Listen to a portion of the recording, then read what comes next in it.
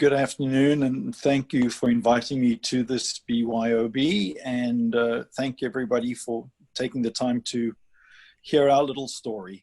iFabric Corp is a technology company that started in the textile technology world around 2008, and we have spent the predominance of our time developing technologies against the antibacterial world in the HAI genre.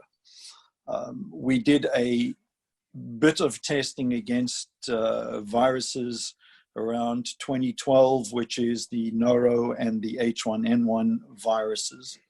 And of course, with C19 coming to the fore in the world late last year, we switched gears very quickly to resuscitate our antiviral formulations and see what we could do to be a serious tool in the fight, in this current fight against the COVID-19 pandemic.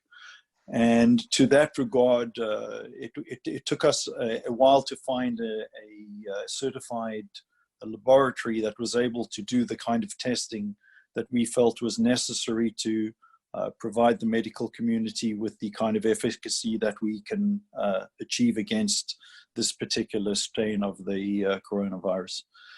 We were able to find a facility in Korea that is a certified third-party laboratory.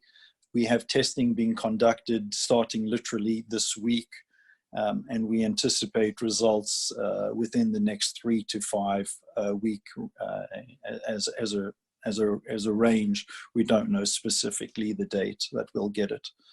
In addition to that, we have also done just starting this week to conduct a test in the US against the human coronavirus, so that we can try and also illustrate related pathogens, so that in this sped up environment, what we are able to achieve to try and just illustrate to the medical community what we're able to offer. The real reason why we're doing this, we're not medical devices. We are, at this point in time, we're purely working on the textile side of life. Clearly, with what we understand, we're healthcare workers. The PPEs are not giving a sufficient level of protection to the frontline workers, and we believe that our technologies are going to be a serious step up in terms of what these PPEs are going to be able to offer to the frontline workers and to literally the entire global community. So we believe we are weeks away from a really serious step up in terms of who we are as a company. We are clothing and apparel manufacturers in our other division, so we are well versed in that in that industry to supply all kinds of PPEs and apparel as the world goes forward and slowly gets out of this pandemic. We believe that we're going to have an exponential commercial opportunity with our technologies. We do also find that these technologies are going to be very applicable in the healthcare settings, where you've got separation curtains in hospitals, where you've got linens. So the areas that are currently contact surfaces for pathogens, that harbor pathogens that have no means of having any fight against these pathogens, we believe we're going to be one of the leaders in this space globally, and we're really excited about what we believe we're very soon going to be bringing to the marketplace.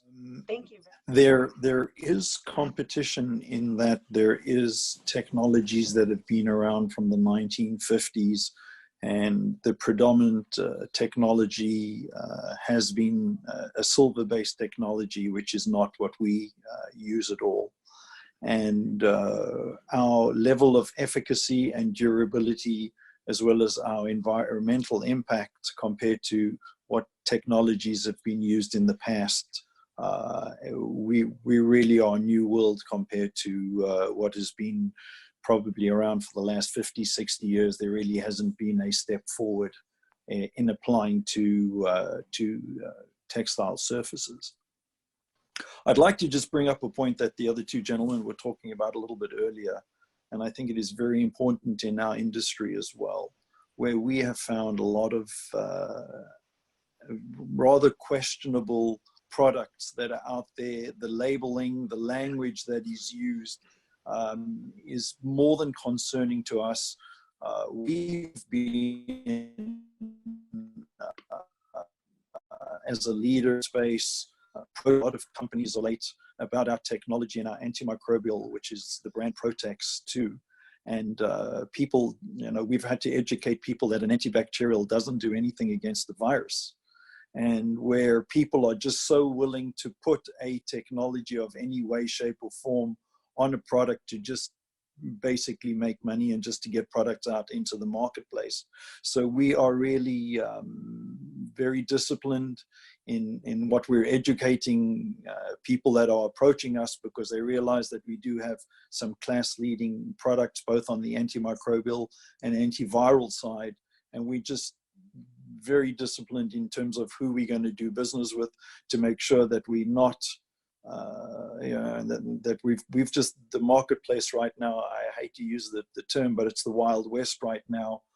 I know that the FDA have gone after a lot of people in the gel area that have made some rather wild claims, and so they're all over really trying to police this high appetite for anything that's claiming to have any kind of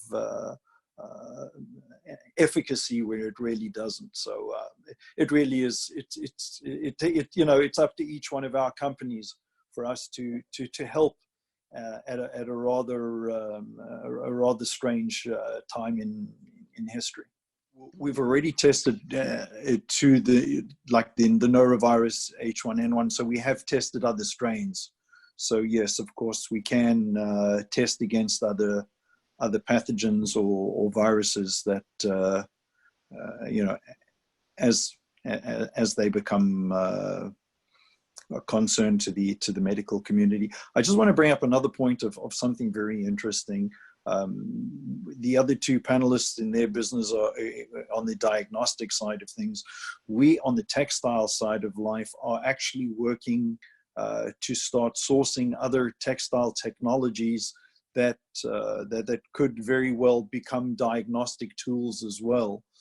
When people are wearing certain garments, they'll be able to have transmitters and be able to give a status of a patient and things like that. So we're really, there's a whole myriad of other technologies that we're working to develop and work with other partners in the clothing community that will really help become medical tools in the not too distant future. Tina, thank you. That is a really something that we are really pride ourselves.